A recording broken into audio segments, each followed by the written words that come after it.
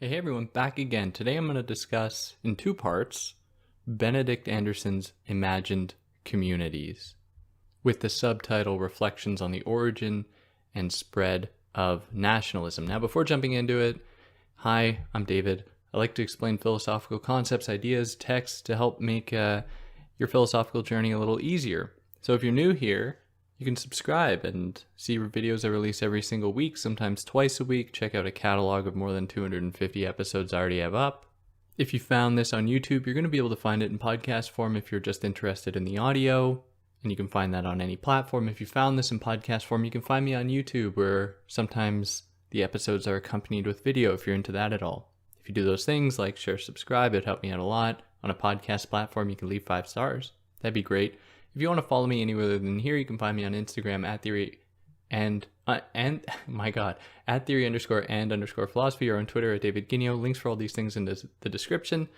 And go check those things out. That would help me out a lot. Now let's jump into this text.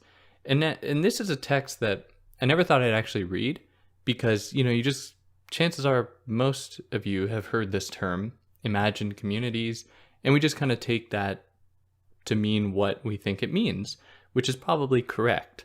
But there's a lot here. And Anderson this text is a lot more poetic and abstract than I thought it was going to be. And there are a number of complexities here that I'm not going to be able to convey to you, because they would take hours to unravel.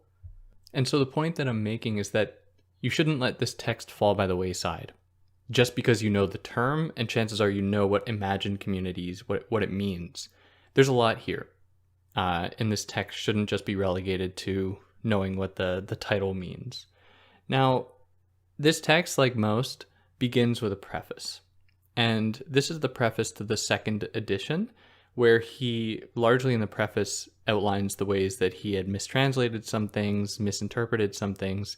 And it's not important to go into the details of all of that, but it is important to know that the backdrop of the first time he wrote the book, for the first edition, he was writing this book at a time when or thinking about this book, at a time when there were a great number of conflicts in Indochina. So conflicts between Vietnam, China, Cambodia, Laos. Maybe Laos didn't fit into the mix there. In any case, what we saw were a number of uprising socialist states, very inspired by Marx and Marxism, that were combating one another. So this prompted Anderson to ask, okay, even though these revolutions are inspired by the same ideological framework, be in this case a Marxist one, why are there still conflicts? And part of the answer is the fact that they had differing ideas about how those revolutions should unfold in accordance with their specific nation. So how does nationalism affect a revolution? How does nationalism come to seep in and infect the minds of some people to make them just unaware of other possibilities? How does it shape who we are? And this isn't a problem reserved between socialist states. There are embedded nationalisms, at least in conflicts between capitalist and socialist states as well. So this entire book is going to be Anderson trying to unravel how the state emerged and what the state does to people, and why it is so stubborn. Why is it sticking around? Even though it is a new concept, if we think about the totality of human history, the nation is a very new thing. It really embraces a conservative ethos, and it's one that seems to not want to go away. And that puts us here into the introduction, which is also chapter 1, where here he starts to unpack this moment in time when there were these conflicts between Vietnam and China and Cambodia, to say that, among other socialist states in the area, that there are all these conflicts unfolding in the late 70s. Now, these conflicts were conducted in national terms for Anderson. They weren't necessarily conducted by variations in interpretations of Marx's doctrine of a possible socialism. They were done at the behest of a commanding nationalist trend, or by nationalism determining how these people should exist in the world and who are they to be in combat with. Now, this isn't totally surprising if we look back at the history of Marx and Marxism, where much of Marx's work was filtered through the nationalist lens, where he would only consider nations in their specificity or the workers within nations within the specificity of that nation. Now, for anyone listening, you might be wanting to pull your hair out at me saying this, because ultimately, Marxism and a possible Marxist revolution is an international endeavor. You cannot free the proletariat in one nation and just have other nations not the same follow there. Otherwise, it'll just, I don't even know what you'd call that. It would just be some kind of quasi-Marxist revolution. And it would completely ignore the dialectical nature of any possible workers' revolution, where you cannot catalyze it. And what I mean by that is you can't have someone just come in and say, oh, today the revolution begins. The revolution unfolds historically in Marx. It's something that is going to arise through a necessity that is produced by the capitalist system, not something that somebody can just march in and say, today's the day. And so if there is a nation that just frees its proletariat, or a proletariat is ostensibly freed in a specific nation, this isn't a Marxist revolution. This is a specifically national revolution. And of course, if that occurs, the actual conditions of that revolution are going to be colored by that nation, by the codes that underwrite that nation, what language that nation speaks, what are its views on social policy, on healthcare, education, and so on. Now, as far as the nation is concerned, it is a paradoxical entity in that the nation is, on the one hand, it is historically new, yet extremely conservative and antiquated. It doesn't want to change. It doesn't want to mutate at all. It is, at the same time, everyone within it, or everyone seems to have a nationality, but every nation is different from every other. And they are politically powerful, but at the same time without being philosophically powerful. So that first one, that they are historically new as well as being antiquated and conservative, I feel like that's pretty self-explanatory. Whereas the second and third points that Anderson gives us, that everyone is to have a nation or a nationality, yet every nation or nationality is different. So here, I guess we could think of this in Hegel's terms, where we negate the negation, which is to say that even though there is a difference between nations, and that would be a negating factor in trying to find a common thread between them, what we can find as being common is the very nature of them being nations themselves. So we negate that one negating factor of them being different, and then we see what unites them in the common notion of nationhood. Now, this is my attempt at an abstract way to understand this paradox. But if we actually consider real people and the way that nationhood seeps into the minds of people, often people will think that their nation is distinct in every single way from every other nation for any number of reasons. And this will culminate into a belief that their nation is better than every other nation, that their values are superior, that their form of nationhood is the only real one. So if we consider it in this way, it truly is a paradox, in that everybody is expected to have a nation, to have a nationality, but at the same time, to believe their nation to be the only true one. And then the third paradox is that, to repeat, that the nation is politically powerful while being philosophically weak. And this is fairly simple to grasp because the nation sort of runs on inertia. It has set up an entire political establishment in pretty much every nation that keeps itself going without actually interrogating itself and without actually interrogating the very political structures that keep it afloat. And this is partly due to the fact of the point that I just mentioned, that people believe their nation to be the absolute best one. Now, even though I say this, it's important to acknowledge that, of course, so many nations on Earth have had civil wars break out where people believe their nation not to be the best one. But civil wars often occur because there is the belief that the nation can aspire to be the best one. And only under the right command of perhaps a rebel faction can this nation realize its true potential and really rise up to the occasion to become that best nation. So all of these factors lead Anderson to say that the nation is an imagined political community. It is imagined both as inherently limited and sovereign. So it is limited in that it has borders that butt up against other nations, and it is sovereign in that it is isolated, yet is among other nations. So it is its own thing among other nations that are their own thing. Now, by imagined, he says that he uses this terminology because within a nation, most members won't actually meet most other members, yet they will all be bound together by a mutual love of this thing called the nation, or they will be bound by the various values, languages, cultures that have become synonymous with that nation. And one way I like to think about this, the absurdity of the idea of the nation, is that somebody in Alaska has a lot more in common. So being in the United States, for those who might not know, Alaska in the United States has a lot more in common with a Canadian from the Yukon than the person in Alaska will have from someone in Houston, Texas.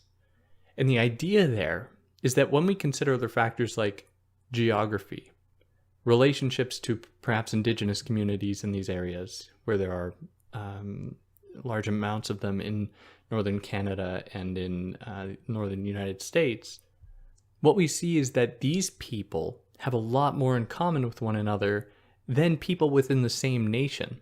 And the same can extend, you can use any number of analogies here.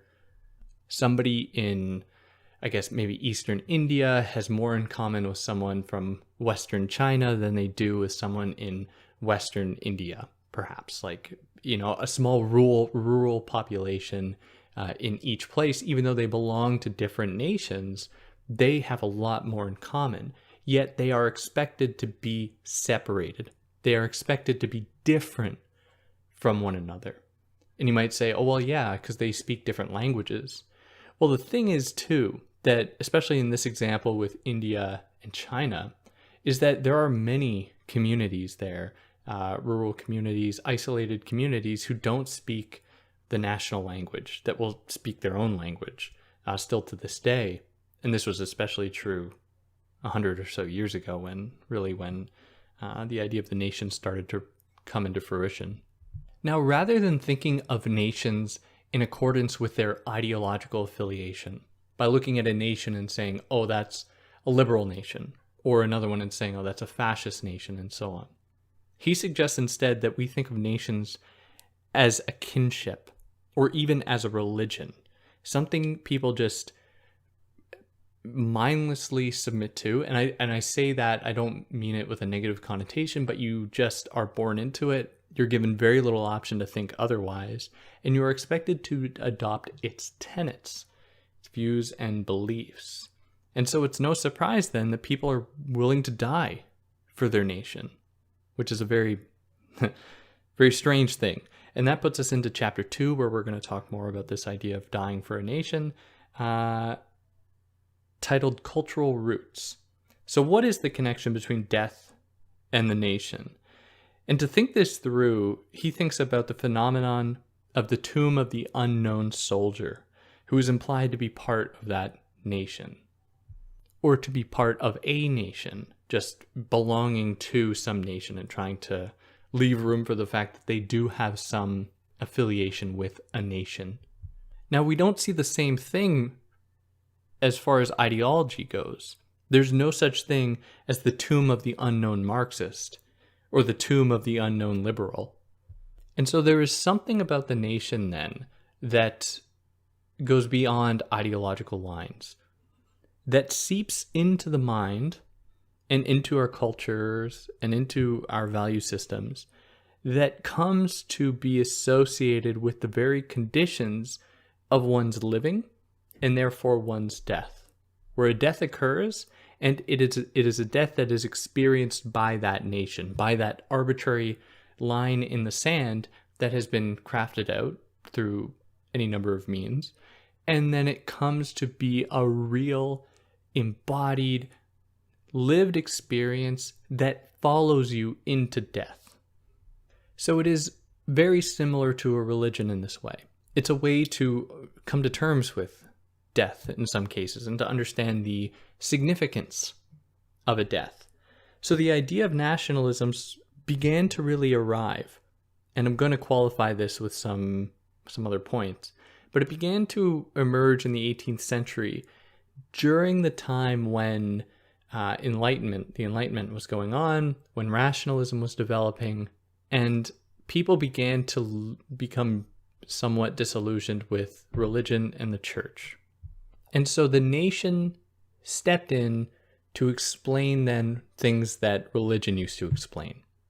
It stepped in to be that reassuring explanation as to why people act the way they do. So people could say, oh, that person acts that way because they're of this nation, or that one of another nation. And we die for these very reasons, for the nation. Now, it's important to note that even though the nation really began to gain prominence and ground at this time, its roots extend much further back. And there are the kernels of a kind of nationalism within, we find them in Plato, certainly, talking about Greece or Athens. Athens, of course, not being a nation state. There are these ideas of people being bound together within an artificially constructed boundary, an imagined boundary, and that bringing them together and allowing them to share values. Like, of course, this is a thing that's been going on for a long time. But the nation as an enterprise that every single person on earth is meant to belong to, and every part of the earth has to be nationalized, has to be given a kind of national space, has to belong to a nation. That is new. And he says that in his words, it is the magic of nationalism to turn chance into destiny. Nothing can escape the purview of the nation. Everything has to be mappable by the nation, made explainable by the nation, so that people do not become disillusioned with it. Because if it doesn't have the answers, people are going to be upset. Which is why, of course, with politicians who have the answers for everything, you should be very, very skeptical, because certainly nobody does. And so they are, of course, lying. So I mentioned earlier that the nation isn't totally new. And it borrows from two broad domains, and they are the religious community and the dynastic realm for Anderson. So firstly here, the religious community. Like, how did religion motivate the formation of the nation? Well, for a long time, people would be bound by written scripture. So people in Europe, much of Europe, would be bound by the Bible as the word of God. People in the Middle East bound by the Quran, as another way to connect with God. People in India would be bound by the Vedas, and so on. Now, Anderson suggests that by binding people in accordance with the word of God in the Bible or in any other religious text, what is interesting about that is that it is ostensibly non-arbitrary. The signs used are non-arbitrary, and this is especially true if you consider like ideograms or pictorial representations of things in the world in order to convey language, in that they directly represent the thing that they are meant to convey. There's zero ambiguity. And when you bring people together in accordance with the word of God that is not up for debate, what that is doing and is setting the stage for is that very possible unity of people around something that is perceived to be wholly 100% true. Now, as religion began to lose force, and I say that with, kind of in air quotes, because of course we know religion is still very strong today, but as it ostensibly began to lose force, especially in Europe in the 18th or 17th, 18th centuries, that very possibility of uniting people on the basis of a submission to certain rules and codes and language remained. And this could be taken up by the nation or by a burgeoning nationalism to unite people who had been separated because of the demise of religion. And there were so many reasons for the demise of religion beyond just the Enlightenment. There was a splintering, especially with the emergence of Protestantism in Europe. Colonial regimes started to encounter other religions, which shook the belief that there's one single religion, at least from the European perspective, and so on. Now, the second earlier cultural system that nationalism borrowed from and emerged out of was the dynastic realm.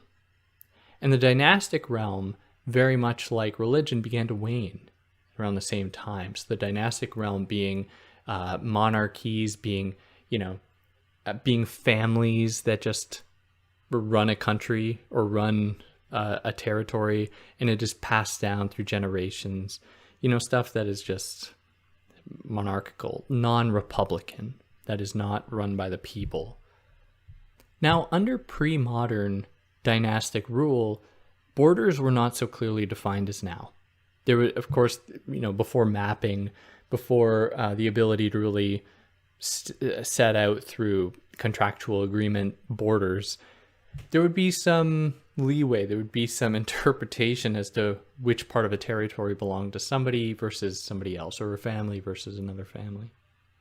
And there was a lot of possible give and take with nations, be it through conquest, or land would just be stolen, through diplomatic marriage.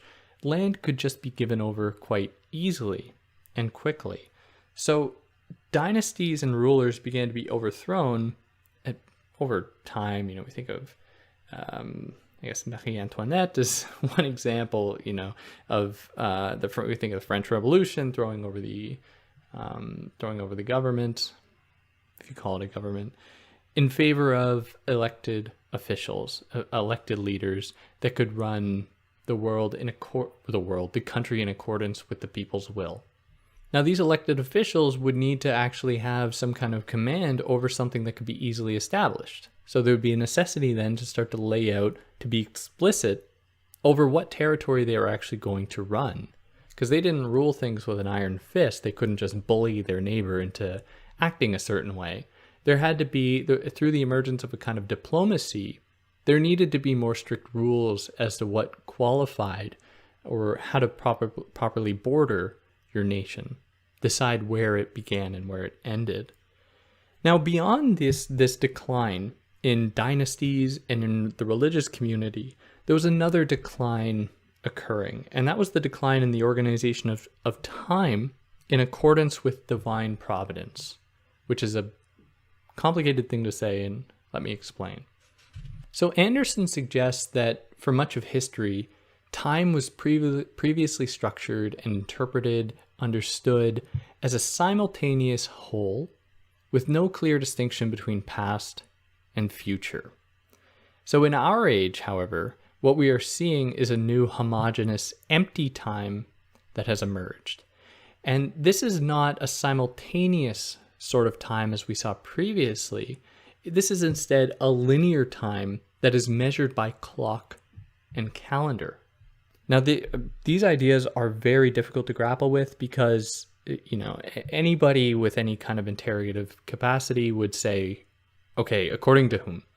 Who did all people just think of time this way? Do all people think of time this way now? Who are we thinking of here?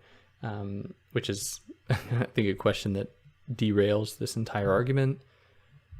But the idea was for Anderson that for a long time, stories, cultures, ideas were transmitted in such a way as to occur simultaneously, that is, to happen in the immediate now, instead of being cataloged, being contained, and transmitted later. So it was largely due to the printing press and print capitalism that allowed for a new emerging media to emerge, like the newspaper, like the novel, that could represent time in a linear way, where events unfold between people who are often just assumed to be part of a nation and have certain sociological traits that are adapted to and attached to that nation. Whereas previously, events would unfold in storytelling in a chaotic, aleatory, and aleatory is random, in an almost random way, instead of following coherent threads and channels. Now, if you're thinking right now, you're like, you think of XYZ example, you think of the Iliad, the Odyssey, and so on. You think of all of these different texts that seem to represent time linearly. And that might be true, and I'd be curious what anyone would have to say about this. But anyways, I won't belabor the point any longer. The idea here was that it was necessary for the formation of the imagination, that is this new form of time, what he calls a homogeneous empty time, to emerge, in order for the possibility of different nations to have their own, to command their own possible futures as being autonomous agents in the world with a history, that history dictating who they are today. And it's one that the nation constantly draws upon in order to revitalize itself, to say that, oh, well, our ancestors did XYZ things, so therefore we have to do XYZ things in the future. You have to fight for us, and so on. And this all contributes to the formation of nations as an entity that you cannot refute, irrefutable entity. So the novel helps in this way because it joins otherwise disparate people who've never met each other.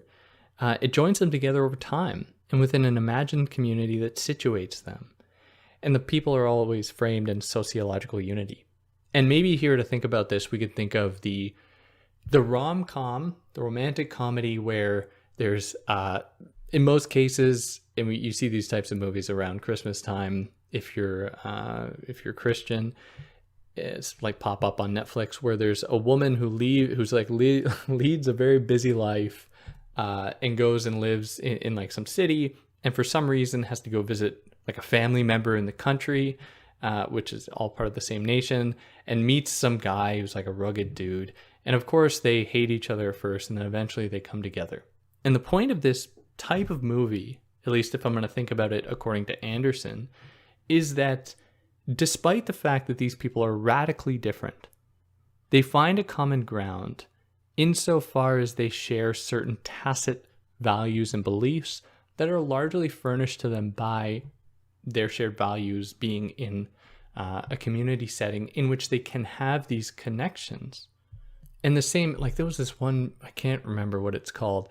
There's this one movie though where this woman, God, I don't remember the details, but this woman leaves some city somewhere in, I think, North America, it could have been somewhere in Europe, and goes to Africa, undescript Africa, like some nation in Africa, and meets a fellow white guy there. And they hit it off. And the idea here is that they are bound together by, this guy just happened to also be there, that despite their being territorially different, they are bound together by this kind of sacred belief, or the sacred idea that they share these values that make them suitable for one another. Even though they are territorially in different places, they are bound together by these very sacred beliefs and values. Now, these are just examples to help illuminate this thing, how culture is transmitted through novels, through other popular culture. But Anderson also gives us the idea of the newspaper and how the newspaper contributed to all this, in that the newspaper reveals how nations and people are all part of one big story and are moving through time together. So as I mentioned earlier, print capitalism was largely responsible for the turn from religion, from dynasty, and the simultaneous conception of time to these imagined communities. And that puts us here into chapter 3, the origins of national consciousness. So books were the first mass-produced commodity, and they were beginning to be transported all over Europe. Of course, the first book really mass-produced was the Bible. But by transmitting books all around the world and within Europe, people were able to actually read the text for themselves, and it wasn't just reserved for priests or other religious figures to tell people what the book said. People could read it for themselves. So this was also the beginnings of the age of mechanical reproduction, as Benjamin writes about it, where there was suddenly a kind of democratization of knowledge. People could actually acquire knowledge and produce knowledge themselves without relying upon archaic traditional institutions to tell them how to understand the world, how to live in the world. And so he suggests that imagined communities were born out of the intersection of a system of production and productive relations, that is capitalism, and a technology of communications through print, the printing press, and the fatality of human linguistic diversity. So mass printing assembled languages together and laid the basis for national consciousness. Now, one thing mentioned there was the fatality of human linguistic diversity, where, and we'll talk about this more as we go on, but languages began to be homogenized, and differing languages with differing dialects began to gravitate to a single language. And there are a few texts on this. One I'm thinking of is called The Discovery of France. There's also a book by Richard Robbins about the nation state, where he writes that in France, before, if we think of France in the 15th, 14th centuries, people in different villages didn't speak the same language. So you could go from one village to the next and not have any clue what anybody is saying. Now, what began to happen over time with emerging technologies of transportation and communication, so like the railroad, like the telegraph, telephone much later, what happened was languages started to gravitate towards the majoritarian language. And in the case of France, this was Paris. So people began to speak Parisian French in accordance with its central hub being Paris, from which all transport, all communications were to go from and to flow to. So by the fatality of human linguistic diversity, what he is saying is that differences in languages began to disappear in favor of just single languages. So now this puts us into chapter 4, called Creole Pioneers. We're going to consider as well more this language question as we go on. Now he considers, in this chapter, how the First Nation states that sprouted in the Americas, or think about the First Nation states that sprouted in the Americas in the 18th century.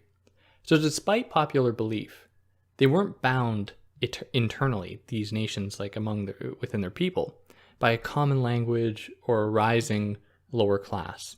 These played a part here, and I think it's important to state, in order to really understand this text, that Anderson is not suggesting that there was one specific reason for the emergence of the nation. There are a number of different factors that contributed to this, and each nation has its own history of becoming its nation. What he is really interested in is the broad paradigmatic shifts that occurred globally, where suddenly every single part of the earth had to adopt a nation, a nationality. And he muses as to why that's the case and attributes it to mostly the Enlightenment, European efforts at scientific empiricism and to try to develop mapping and control of the world and so on. Now, all of these contributed to this emerging nationalism. So when I say here that the people weren't bound together by common language, by an emerging lower class, that doesn't mean that they didn't play a part in the formation of the nation. So colonial states here in the Americas, be they Spanish or English or French, were administrative bodies comprised of Europeans outside of Europe. So they were occupied by European people, but they weren't in Europe, obviously. They were so separate from Europe, however, as to permit their own organization, and with these tools to successfully assert themselves, to say that they are their own people. And that, just think of the history of the United States, 1776, people saying there, the English do not represent us. The English do not care about us. We should be our own state. Now, there were a number of factors for this in itself, where Europeans believed themselves to be more pure, more linguistically, more racially pure than people in the Americas, because they were, as the chapter suggests, Creoles. They had been mixing. They were among what Europe believed to be uncivilized people. Of course, as problematically as that is, and as horrible as that is, they believed that these Americans to be among less civilized people, so they were therefore less civilized. And this was partly due to an emerging scientific regime that sought to demarcate people, sought to separate people on the basis of race, and to suggest that there was a kind of purity in races and a less pure spectrum, or a less pure side of the racial spectrum. Of course, this being reserved for people who were not white. Now, it's really no surprise then that people in the Americas would say that we don't want any part of this European nation or these European ideas that are just destroying their reputation. Now, these people in the Americas weren't exactly kind to the indigenous communities there either. Of course, countless harms were inflicted, genocide against indigenous communities.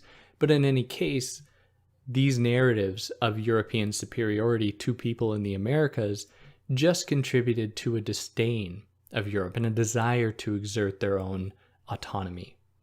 And other factors too, like the entrance of the printing press in the Americas, helped bring people together as well, where people could share information with each other, can spread propaganda about Europe's eventual takeover, attempt to take over the rogue American states.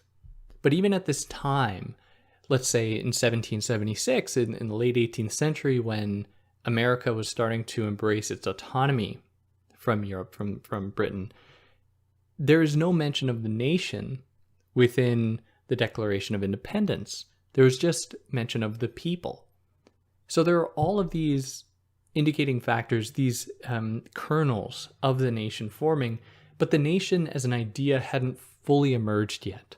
Nationalism was not really the guiding thread here, even though we see the sprouts starting to emerge from the soil. And yeah, I'm going to stop this here. That'll put us into chapter 5, titled Old Languages, New Models, where we'll take up next time. If you listened through this, thanks a lot. I hope you enjoyed it. If there's anything I got wrong, anything I left out, I'd love to hear about it. You can tell me why I'm wrong, and I can pin the comment if you do it on YouTube. People can see how I was wrong. And yeah, on that note, take care.